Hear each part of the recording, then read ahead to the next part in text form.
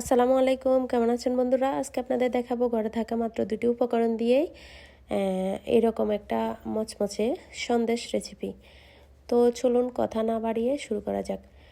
আমি প্রথমে একটা সার্ভিং বল নিয়ে নিয়েছি। সার্ভিং বলে দিয়ে দিয়েছি একটু তেল। তো আপনারা চাইলে এখানে তেলের পরিবর্তে ঘি অথবা বাটার লাগিয়ে নিতে পারেন। তো আমি ভালো করে লাগিয়ে নিয়েছি। এখন আমি একটা ফ্রাই প্যান নিয়ে নিয়েছি। ফ্রাই প্যানে দিয়ে দিয়েছি যতটুকু চিনি তার সম পরিমাণে গুঁড়ো দুধ নিয়ে নিয়েছি। আর এগুলো ভালো করে মিক্স করে নিতে হবে। যতক্ষণ না মিশবে ততক্ষণ এগুলো মিশিয়ে নিতে হবে। তো আমার রেসিপিটা যদি আপনারা ফলো করেন তাহলে আপনারাও বাসায় খুবই ইজিলি বানিয়ে ফেলতে পারবেন এই সন্দেশ রেসিপিটি। তো আমি মিশিয়ে নিয়েছি। এখন দিয়ে দেব খুবই সামান্য পরিমাণে পানি। তো এখন আবার পানির সাথে ভালো করে মিশিয়ে নিচ্ছি। আর এটা খেয়াল রাখতে হবে, এটা চুলার বন্ধ থাকা অবস্থায় মিশিয়ে নিতে হবে। মেশানোর পরেই আগুন দিতে হবে চুলায়। তো অবশ্যই আপনারা ট্রাই করতে পারেন এটা। আর কেমন হয়েছে আমার আজকের ভিডিও অবশ্যই জানাতে পারেন কমেন্টে। আর যদি নতুন হয়ে থাকেন চ্যানেলটা সাবস্ক্রাইব করবেন। তো দেখতে পাচ্ছেন আমি মিশিয়ে নিয়েছি। এখন চুলা আগুন ধরিয়ে দিয়েছি। এখন আমি অনবরত নাড়তে থাকবো। 1 সেকেন্ডের জন্য নাড়াচাড়া বন্ধ করা যাবে না, তাহলে লেগে যাবে ফ্রাই প্যানে। তো দেখতে পাচ্ছেন এটা আস্তে আস্তে ঘন হতে শুরু করেছে।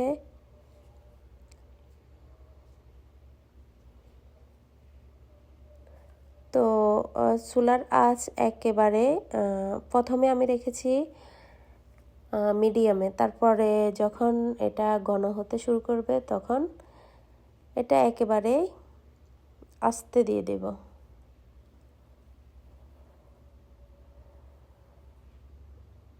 তো দেখতে পাচ্ছেন এখানে নাড়াচাড়া করতে করতে এখন আমার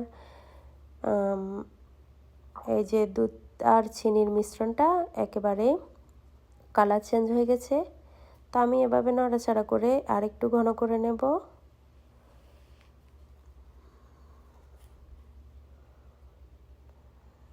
এটা অবশ্যই সমানিয়ে করতে হবে আর একটু ধৈর্য সহকারে করতে হবে।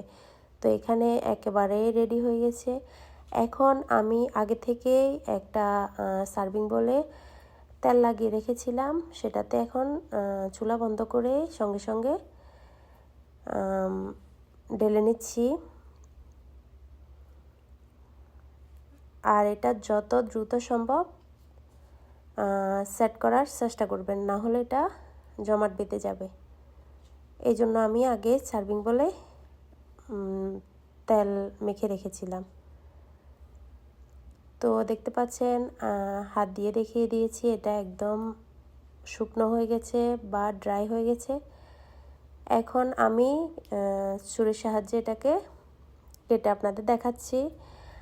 অবশ্য আমি আজকে এটা জুড়া বানাবো, জুড়া সন্দেশ বানাবো।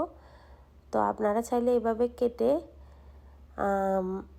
পিস পিস করে নিতে পারেন, বড় বড় বিস্কুটের মতো রেখে দিতে পারেন।